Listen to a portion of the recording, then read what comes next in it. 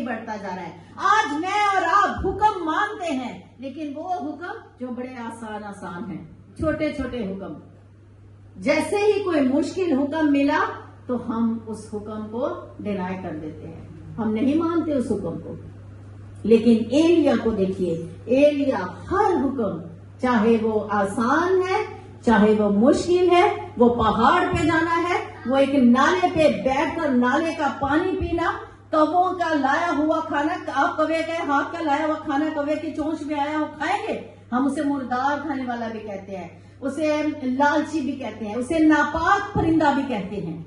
और एलिया को खुदा ने इंतजाम किया तो वो एक कौवे की लाई हुई, छीना झपटी करने वाले परिंदे की लाई हुई खुराक भी खा रहा है, उस नाले पे पानी भी पी रहा है, और अपनी आंखों के सामने उस नाले को खुश्क होता भी दे रहा है।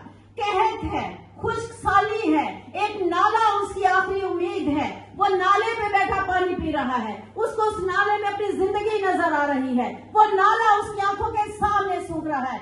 तो आप देखें, वो फिर भी सुकून से वहां बैठा हुआ है। आज आपके पास, आपके खजाने में, आपकी जेब में थोड़े से पैसे हो और आपको पता हो मेरे पास आगे जॉब भी नहीं है, कैसे होगा? तो क्या हालात आपके होंगे? क्या सोचेंगे आप कि मेरे पास वो पैसे खत्म होते जा रहे हैं, बाहर कहर पड़ जाए, कुछ ना मिले और आपको खाने का। ये जब कोरोना था, हम लोगों ने सबने मौत को बड़े करीब से सबने देखा हमने, घरों में कैसे महसूस हो गए, बाहर खाना नहीं है, बाहर जाना नहीं है, महंगाई हो गई है, चीजें कम हो गई हैं। जंग के हालात में भी, अभी कल कोई बात कर रहा था शायद किन्जा लोगों के घर या आपकी तरफ, कि जैसे ही सिचुएशन चेंज हुई है तो यहाँ भी महंगाई बढ़ गई है, यहाँ चीजों के रेट बढ़ गए हैं, बहुत से लोग जॉबलेस हो सकते हैं। तो कैसे गुजारा होगा? कैसा डर, कैसा खौफ हमारी जिंदगियों में आ जाता है, ऐसा होता है। और यहाँ वो नाले को सूखता हुआ दे रहे, कि उसके जहन में नहीं आया होगा कि ये नाला भी सूख गया, पानी भी ना रहा, तो मैं क्या करूंगा? लेकिन वो खुदा की हमद, उसके सिताइश कर रहे हैं। फिर वहां से खुदा उसे हुक्म देता है, सारपत को चला जा। अब सारपत में अखियब और एजबल रहते हैं, जो खूनखार हैं, जो उसके खून के प्यासे हैं। और कलाम में हम पढ़ते हैं कि एजबल जो है वो उसके लिए कैसे अल्फाज इस्तेमाल करती है, वो कितना बड़ा खतरा है एलिया के लिए।